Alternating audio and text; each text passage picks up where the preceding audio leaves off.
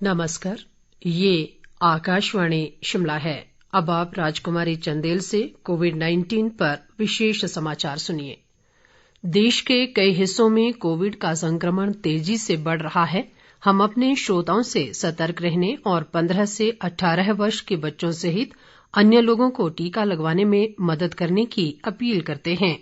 Corona virus का नया स्वरूप ओमिक्रॉन चिंता का कारण है। कृपया सुरक्षित रहने के लिए 3 सरल उपायों का पालन अवश्य करें। मास्क पहनें, 2 गज की सुरक्षित दूरी बनाए रखें, हाथ और चेहरा साफ रखें। कोविड से संबंधित जानकारी और मार्गदर्शन के लिए राष्ट्रीय हेल्पलाइन नंबर 011-2397-8046 और 1075 पर संपर्क करें। अब समाचार विस्तार से।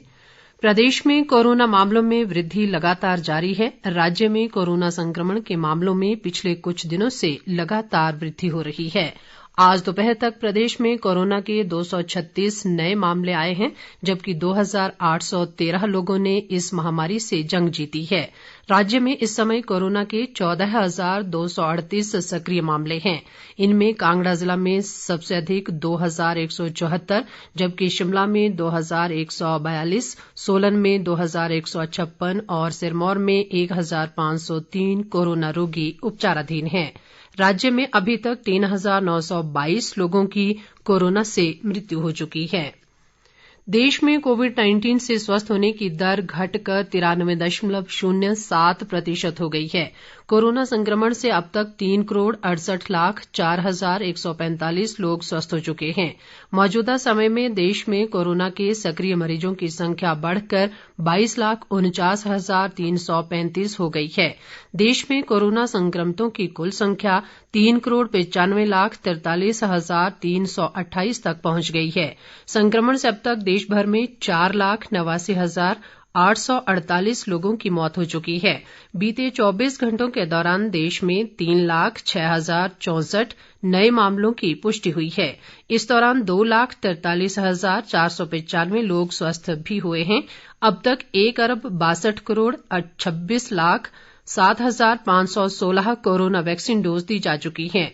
बीते कल 27,56,000 से अधिक टीके लगाए गए।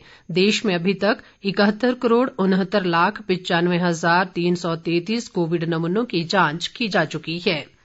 स्वास्थ्य मंत्रालय ने कहा है कि राज्यों और केंद्र शासित प्रदेशों को अब तक 162,73,00,000 से अधिक कोविड रोधी टीके उपलब्ध कराए जा चुके हैं। इनमें से 13,83,00,000 से अधिक टीके राज्यों और केंद्र शासित प्रदेशों के पास अब भी शेष हैं। राष्ट्रव्यापी टीकाकरण अभियान के तहत केंद्र सरकार राज्यों और केंद्र शासित प्रदेशों को निःशुल्क टीके उपलब्ध करा रही है। केंद्रीय स्वास्थ्य व परिवार कल्याण मंत्रालय ने बच्चों और किशोरों में कोविड संक्रमण से निपटने के लिए संशोधित व्यापक दिशा निर्देश जारी किए हैं।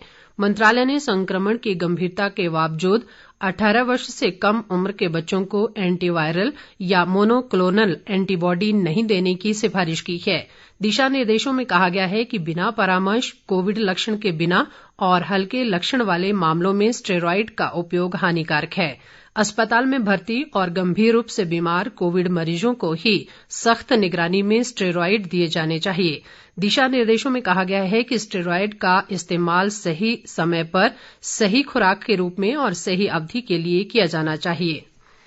कोरोना के बढ़ते मामलों को देखते हुए राज्य सरकार ने शिमला के दीनदयाल उपाध्याय अस्पताल को कोविड अस्पताल अधिसूचित कर दिया है। स्वास्थ्य सचिव की ओर से कल इस संबंध में अधिसूचना जारी की गई है। अधिसूचना में कहा गया है कि प्रदेश में कोरोना के मामलों को देखते हुए लोगों की सुविधा के लिए ये निर्णय लिया गया है।